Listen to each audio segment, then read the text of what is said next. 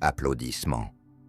En hiver 90, une longue file s'est formée au cœur de Moscou. D'emblée, un Soviétique n'aurait pas été étonné par une telle chose, si ce n'était la raison. Les gens patientaient pour des hamburgers. Ce jour-là, le premier McDonald's a vu le jour en URSS. Un phénomène similaire ne s'est pas limité à l'Union soviétique. L'ouverture d'un McDonald's en Inde, en Pologne ou en Afrique du Sud, dans toutes ces régions, cela a déclenché un immense enthousiasme. Quelle en est l'explication? Les galettes de viande, la sauce spéciale piquante, le fromage, ce ne sont manifestement pas des arguments convaincants. En vérité, cette histoire ne concerne pas vraiment les hamburgers. Elle illustre comment un simple fast-food a d'abord séduit le monde, s'étant presque imposé comme une nouvelle religion, puis, par la suite, quelque chose a déraillé. Musique. Bon, éclaircissons les choses immédiatement. Vous pouvez adorer McDonald's ou le détester, y manger souvent, ou traverser la rue en apercevant le célèbre M jaune. Peu importe. Et oui, c'est indéniablement une part de l'histoire mondiale.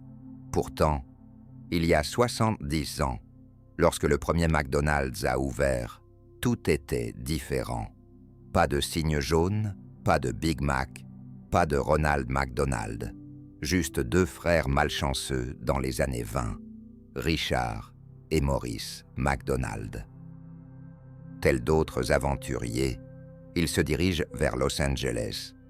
Là-bas, ils rêvent de devenir riches dans le secteur en plein essor, le cinéma. Au départ, les McDonald's acheminent à faible coût des décors et de l'éclairage vers les plateaux de tournage du cinéma muet, puis ils tentent d'aborder l'industrie d'une manière différente. Il n'y avait que deux frères malchanceux dans les années 20, Richard et Maurice McDonald. Comme de nombreux autres aventuriers, ils se dirigent vers Los Angeles, où ils espèrent décrocher des millions dans le secteur, nouvellement en vogue, le cinéma. Dans un premier temps, les McDonald's acheminent à prix réduit des décors et de l'éclairage vers les plateaux de tournage du cinéma muet. Par la suite, ils décident d'entrer dans l'industrie par une autre voie et ouvrent leur propre cinéma. Les années 30, la Grande Dépression. L'économie américaine est en chute libre et les frères peinent à régler le loyer de leur établissement. À la fin de la décennie, ils ferment le cinéma et choisissent de se lancer dans un nouveau secteur, la restauration. Les McDonald's ouvrent un fast-food le long de la célèbre route 66. Au menu, des hot dogs et du jus d'orange. Leur petit café ne génère pas des millions, mais il attire un flux constant de clients. Des automobilistes affamés, convaincus que le nombre de véhicules sur les routes vont croître, poussent les frères à fermer le fast-food et à s'éloigner encore plus de Los Angeles, direction San Bernardino. Ils baptisent leur nouvel établissement McDonald's. Les restaurants modernes de la chaîne et ce premier McDonald's ne partagent de guère plus que le nom et la présence de hamburgers au menu. Dans les années 40, le plat phare de l'établissement est le barbecue. Pour le reste, c'est un classique fast-food américain de l'époque. Un petit café avec un vaste parking. Les voitures y font halte et une serveuse se précipite vers celle-ci pour prendre les commandes. 10 à 20 minutes plus tard, elle revient avec un plateau et des couverts. « Vous avez besoin de quelque chose? Merci, bonne journée. » Et c'est tout. Les hamburgers présents au menu des années 40 constituent le plat principal de l'établissement de barbecue. À part cela, c'est un typique fast-food américain de l'époque. Un petit café avec un parking spacieux. Les voitures s'y arrêtent et une serveuse se précipite vers chaque véhicule pour prendre les commandes. 10 à 20 minutes plus tard, elle revient avec un plateau et des couverts. « Vous avez besoin de quelque chose? Merci, bonne journée. Et cette méthode porte ses fruits. À la fin des années 40, les États-Unis connaissent un véritable boom automobile. Après avoir surmonté la guerre, l'économie américaine est en plein essor et la voiture devient le symbole par excellence de la prospérité. Elles sont produites et achetées en quantité massive. Dans le secteur du fast-food, la concurrence et le désir d'innovation poussent à une croissance rapide. Cette situation incite les frères à prendre des mesures radicales. Ils ferment leurs établissements, qui fonctionnent avec succès depuis plusieurs mois. Cette décision va transformer non seulement leur vie, mais également le monde entier. Richard et Maurice McDonald élaborent un système de préparation et de service novateur. Ils fusionnent les principes du fonctionnement d'une chaîne de montage automobile avec des gadgets issus des usines de confiserie. Finalement, ils réussissent à réduire le temps de préparation des plats à 20 secondes. Un résultat extraordinaire. McDonald's rouvre, mais au début, le nouveau système fait face à des échecs. Les clients doivent sortir de leur véhicule pour passer commande et recevoir leur repas dans un emballage jetable. Les modifications ne sont plus permises. Supprimer les oignons ou ajouter des cornichons? Désolé, cela n'est pas possible. Le menu se limite désormais à 9 des plats les plus populaires, dont le principal. Résultat, McDonald's rouvre, mais au début, le nouveau système rencontre des échecs. Les visiteurs doivent sortir de leur voiture pour passer commande et recevoir leur repas dans un emballage jetable.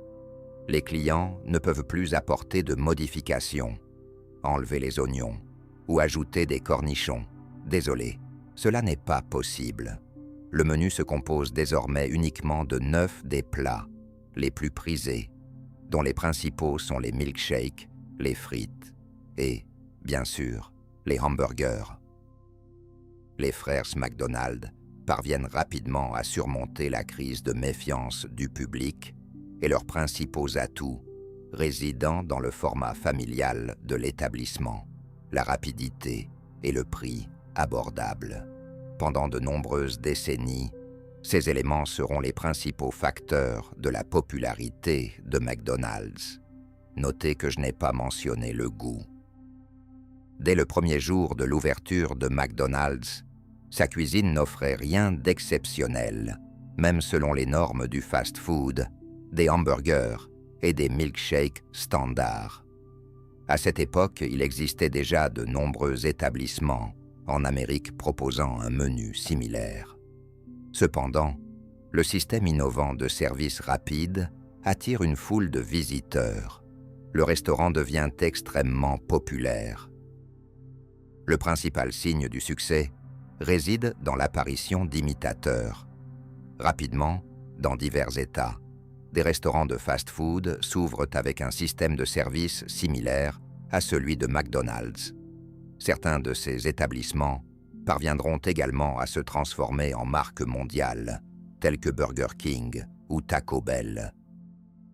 Au début des années 50, le chiffre d'affaires de McDonald's approche les 300 000 $ par an. Le rêve du million se concrétise enfin. Le système, ou plutôt ce système innovant de service rapide, fonctionne avec succès. D'ailleurs, c'est le cuisinier nommé Speedy qui devient le symbole de l'établissement. Système de service. Certains de ces établissements deviendront également des marques mondiales, comme Burger King ou Taco Bell. Au début des années 50, le chiffre d'affaires de McDonald's atteint près de 300 000 $ par an. Le rêve du million se réalise enfin. Le système Speedy, ou l'innovant système de service rapide, fonctionne avec succès. De plus, c'est le cuisinier, nommé Speedy, qui est devenu le symbole de l'établissement à cette époque. Quelques années plus tard, les frères réaménagent le bâtiment du restaurant. Dans le nouveau design apparaissent les célèbres arches dorées, qui ne deviendront le logo officiel qu'au début des années 60. À ce moment-là, une toute autre personne détient McDonald's. En 1954, un vendeur de machines à milkshake, pas très jeune, se rend à San Bernardino. Son nom est Ray Kroc. Présent dans ce secteur depuis plus de 10 ans, il est tout de même étonné de voir un établissement commander simultanément 8 machines à milkshake. Ray observe la file d'attente chez McDonald's et réalise que c'est une véritable mine d'or. Il rencontre les propriétaires et propose d'étendre l'entreprise à l'échelle nationale. Cependant, les frères accueillent cette idée sans réel enthousiasme.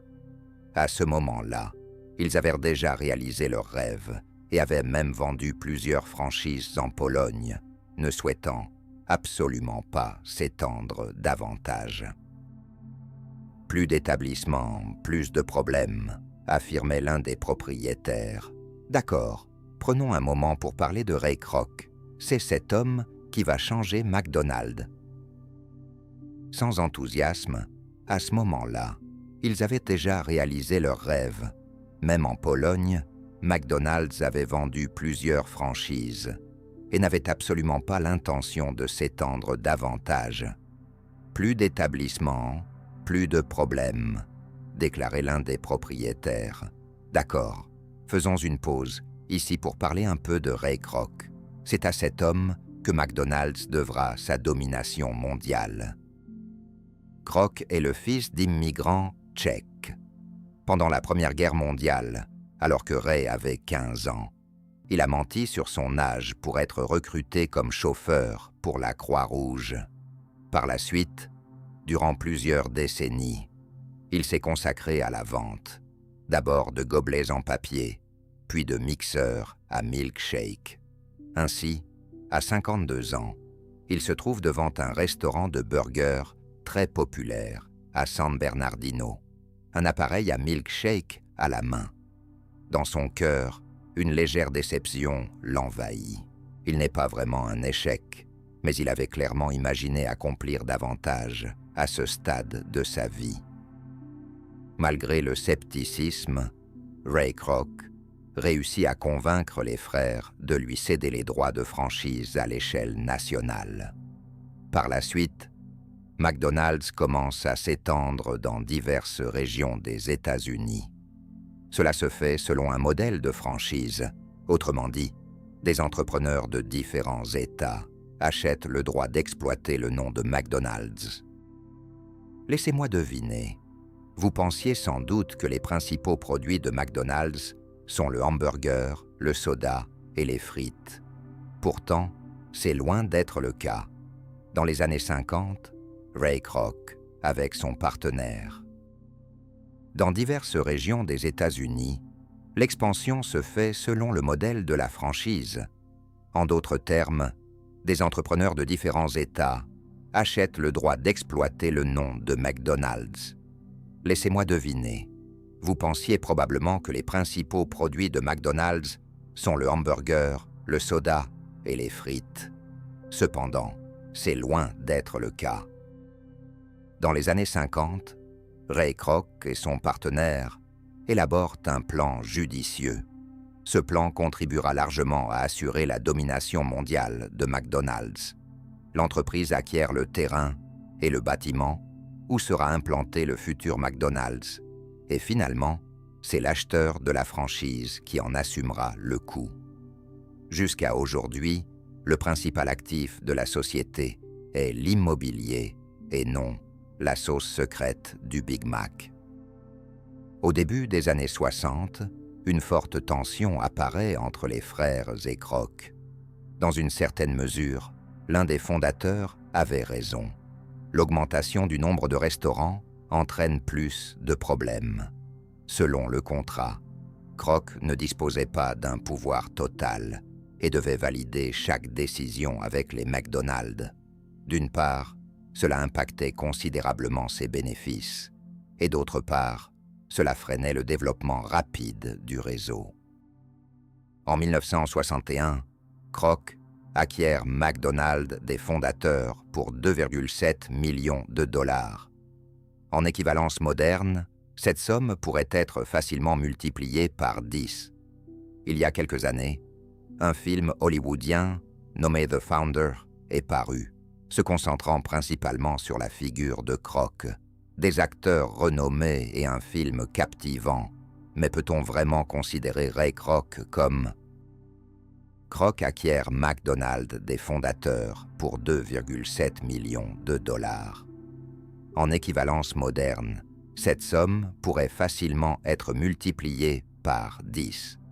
Il y a quelques années, un film hollywoodien intitulé The Founder a été produit, se concentrant principalement sur la figure de Kroc, avec des acteurs célèbres et un scénario captivant.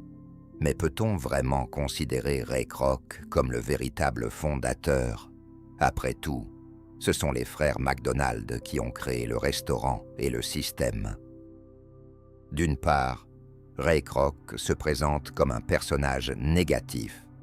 Il entre dans un établissement prospère, négocie avec les frères et finit par s'emparer du contrôle de l'entreprise. Mais d'autre part, combien de temps McDonald's aurait-il pu subsister en tant que café indépendant? D'autres chaînes de fast-food avançaient à grands pas, ne restant pas inactives. Les frères McDonald n'avaient pas créé de plats uniques, ni d'atmosphère inimitable.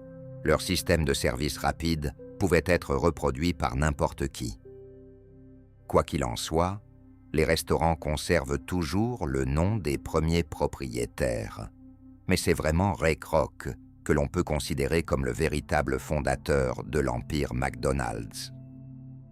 Dans les années 60, les restaurants arborant le grand M jaune se multiplient à travers toute l'Amérique.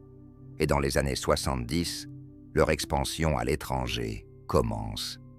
Les bas prix, la rapidité et le format familial demeurent les principaux moteurs du succès. Mais un contrôle de la qualité vient s'ajouter à ces éléments. Bien que la plupart des restaurants McDonald's appartiennent à des propriétaires différents, la qualité du service dans chaque point de vente affecte l'image de la marque dans son ensemble, ce qui suscite l'inquiétude au sein de l'entreprise. La direction veille attentivement à cela. Ils se répandent à travers toute l'Amérique. Et dans les années 70, leur expansion se manifeste à l'étranger. Les bas prix, la rapidité et le format familial demeurent les principaux moteurs du succès, mais un contrôle de la qualité s'y ajoute. La majorité des restaurants McDonald's appartient à des propriétaires différents. Cependant, la qualité du service de chaque point de vente influe sur l'image de la marque dans son ensemble, ce qui préoccupe l'entreprise. La direction veille attentivement à ce que des normes uniformes de préparation, de service et de propreté soient respectées dans chaque restaurant. En d'autres termes, c'est grâce à cette approche que vous pouvez déguster un Big Mac absolument identique, peu importe où vous vous trouvez dans le monde, sauf peut-être chez Andy, bien sûr. Les enfants deviennent un public cible essentiel pour McDonald's. D'une part, ils se rendent au restaurant seuls, souvent avec leurs parents qui consomment également un repas. D'autre part, l'entreprise s'efforce de fidéliser sa clientèle dès le plus jeune âge. Pour cela, un menu avec le jouet Happy Meal est lancé, accompagné d'une nouvelle mascotte dans la publicité, le clown Ronald McDonald. Il y avait Herbal, la première publicité mettant en scène Ronald, il y a 60 ans. Pour être honnête, le personnage avait un air légèrement inquiétant. Mais dans les années 60, une époque de fête et de joie, le clown est rapidement devenu le deuxième personnage fictif, le plus aimé après le Père Noël. Pendant plusieurs décennies, McDonald's aux États-Unis est devenu un lieu de rendez-vous régulier pour les familles avec enfants chaque week-end. presque comme une messe. Pour plusieurs générations d'Américains, le restaurant avec le M jaune occupera une place essentielle dans leurs souvenirs d'enfance. Musique années 70. Ces personnes s'amusaient. Le clown est vite devenu le deuxième personnage fictif le plus populaire, juste après le Père Noël. Pendant plusieurs décennies, McDonald's aux États-Unis est devenu un lieu de rencontre habituel pour les familles, avec enfants chaque week-end, presque comme une visite à l'église. Pour plusieurs générations d'Américains, le restaurant avec le M jaune fera partie intégrante de leurs souvenirs d'enfance. Musique. Les années 70 et 80 représentent les décennies dorées pour l'expansion du fast-food en général et de McDonald's en particulier. Les bénéfices augmentent et de nouveaux restaurants ouvrent sans relâche à travers le monde. Dans certains de ces pays, il n'y a pas de route convenable, mais McDonald's fait son apparition, le rêve américain. En Union soviétique, les visiteurs subissent un choc culturel, non pas en raison de la nourriture, mais surtout à cause du service. Des personnes accueillantes prennent les commandes avec le sourire dans un environnement propre et les servent également avec bienveillance après quelques minutes. Tout le monde est joyeux et souriant. Mais pour être juste, ce n'est pas seulement nos compatriotes qui ont été frappés par cette approche. Par exemple, en Grande-Bretagne. McDonald's est arrivé dès les années 70, et à cette époque, de nombreux Britanniques étaient étonnés par un tel niveau de service. Au début des années 90, McDonald's ouvrait jusqu'à 1000 restaurants par an à travers le monde. Cependant, plus d'établissements entraîne plus de problèmes. À la fin du siècle, une vague de critiques ne s'attaque pas à des restaurants spécifiques, mais à la marque dans son ensemble. De toutes parts, les opposants au capitalisme, les défenseurs des animaux et les activistes critiquent ces méthodes de travail. Un tel niveau de service, au début des années 90.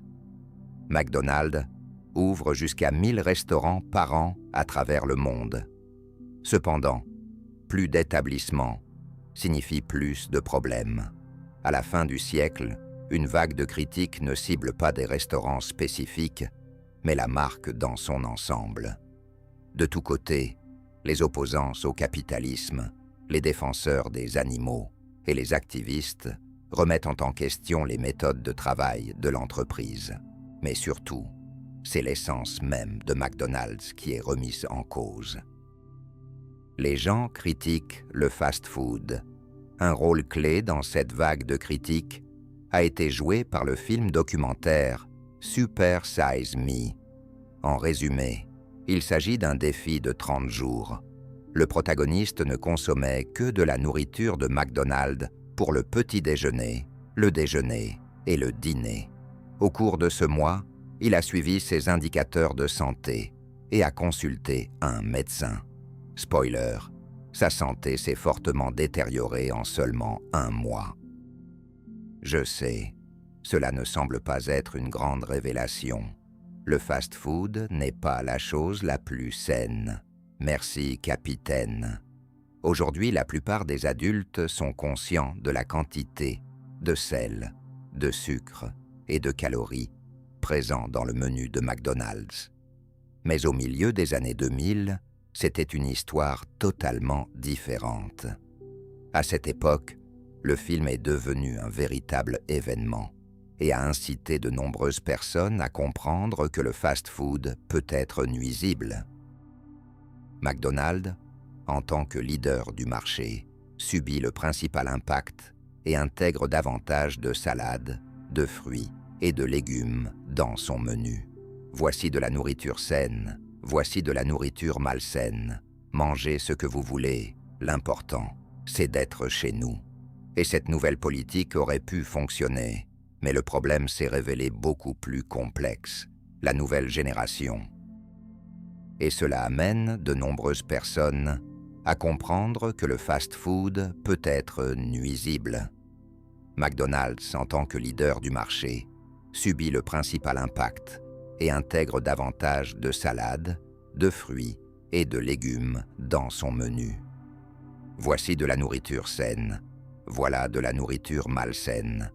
Mangez ce que vous voulez, l'important, c'est d'être chez nous. Et cette nouvelle politique aurait pu fonctionner. Cependant, le problème s'est révélé beaucoup plus complexe. Dans la nouvelle génération, le besoin de fast-food classique tend à diminuer. Il est pertinent de rappeler la phrase attribuée à Marie-Antoinette. « S'ils n'ont pas de pain, qu'ils mangent de la brioche ». Il est probable qu'elle ne l'ait jamais vraiment dite, mais cela évoque le fast-food et la Révolution française. En résumé, au XXIe siècle, les propositions d'Antoinette ont pris une forme bien concrète, du moins dans les pays développés. Les couches défavorisées de la population favorisent les aliments économiques riches en glucides, simples et en sucre, tandis que les citoyens plus riches optent pour des avocats, des épinards et d'autres légumes verts, sans gluten, sans sucre, sans regret. Ces dernières années, dans leur pays d'origine, aux États-Unis, McDonald's est souvent devenu un endroit fréquenté par les personnes à faible revenu. Et le fast-food, en général, a commencé à être associé à l'obésité et au diabète. Autrefois, McDonald's était le premier emploi pour de nombreux adolescents américains, tandis qu'aujourd'hui, l'âge moyen des employés de fast-food aux États-Unis est de 29 ans. Beaucoup de ces personnes n'ont tout simplement pas réussi à trouver mieux. Cependant, la crise du fast-food ne découle pas seulement du fait que les milléniaux et la génération Z prêtent davantage attention à leur alimentation et consomment moins de viande. Les adolescents américains voyaient autrefois McDonald's comme leur premier emploi, tandis qu'aujourd'hui, l'âge moyen des employés de fast-food aux États-Unis est de 29 ans. Beaucoup de ces personnes n'ont tout simplement pas réussi à trouver mieux. Cependant, la crise du fast-food ne s'explique pas seulement par le fait que les milléniaux et la génération Z portent davantage attention à leur alimentation et consomment moins de viande. Et nous, je ne suis pas trop vieux non plus, avons besoin d'une expérience originale. Les hamburgers standardisés et les décors typiques ont perdu de leur attrait. Dans cette nouvelle ère, le principal symbole de la chaîne, Ronald McDonald, ne retrouve pas non plus sa place. Dans les années 2010, l'entreprise commence à réduire progressivement l'utilisation du clown dans ses campagnes publicitaires et sur les images dans ses restaurants. Plusieurs raisons expliquent ce changement. Promouvoir un personnage attrayant pour inciter les enfants à consommer des aliments peu sains n'est pas vraiment une bonne approche. McDonald's a souvent été critiqué pour son marketing actif, dirigé vers un jeune public. Ces dernières années, la société a choisi de se concentrer davantage sur une clientèle adulte, et Ronald n'est pas nécessaire dans ce contexte. À vrai dire, de nos jours, les clowns suscitent souvent le rejet et même la peur. Stephen King ne me contredira pas. La dernière décennie a été difficile pour toutes les chaînes de fast-food. Les ventes et la réputation auprès du public se sont dégradées. On avait l'impression qu'une époque prenait fin. Le salut est venu d'endroits inattendus. L'année 2020 a incité de nombreuses personnes à se tourner vers les chaînes de fast-food. Deux raisons expliquent ce phénomène: l'économie et la santé. Les gens disposent de moins d'argent et le fast-food représente une option évidente pour assouvir leur faim. L'année 2020 a amené de nombreuses personnes à se rediriger vers les restaurants de fast-food. Deux raisons principales expliquent ce choix: l'économie et la santé. Les gens ont moins d'argent et le fast-food s'avère être une option à la fois copieuse et abordable. De surcroît, la plupart des établissements proposent des fenêtres pour les commandes à emporter. Que demander de plus dans le contexte des quarantaines et du confinement? McDonald's et d'autres chaînes de fast-food peuvent tout à fait profiter de cette occasion inattendue pour renverser la tendance défavorable et attirer de nouveaux clients dans leurs établissements. Cependant, même si cela se réalise, il est probable que nous ferons l'expérience d'un McDonald's totalement transformé. Musique,